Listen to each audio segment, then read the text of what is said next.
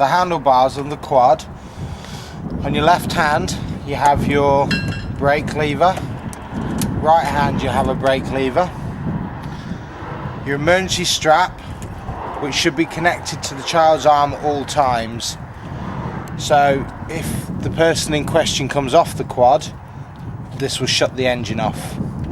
There is also a button as an emergency stop button. This will stop the engine immediately.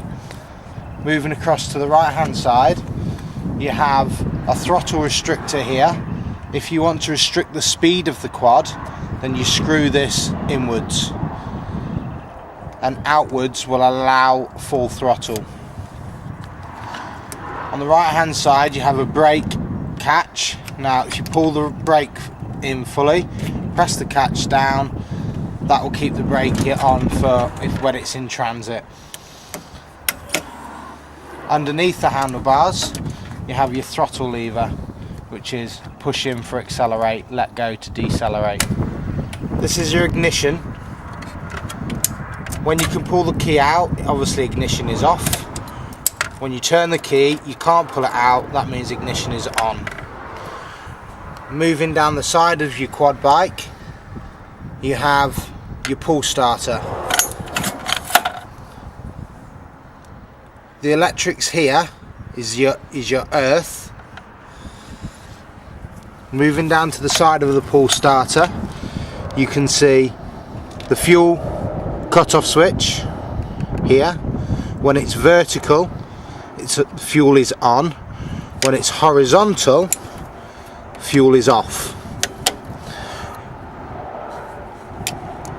This is your choke. To the left hand side of your fuel cut-off, this is your choke. Up is choke on, down is choke off. When starting the bike, we recommend you put the choke on. As soon as you've started it, move the choke into the downwards position.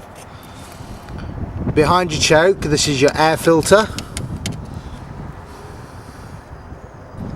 On the underneath of your bike, you'll see you have 4 engine mounts, or 4 Allen screw bolts, which mount the engine onto this plate. To the rear of that, you'll see that there's 2 chain adjusters. Over time, chains do lose their rigidity and become slack. Now, to adjust the chain, loosen off these 4 bolts and then tighten the 2 nuts here. This will pull the engine forwards and in turn tighten the chain. Here you have your carburetor sump screw.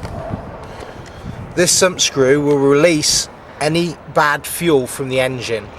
It's recommended that after the quad bike or motorbike has been left for a period of time, that you drain any fuel that's been left in the engine before you start it.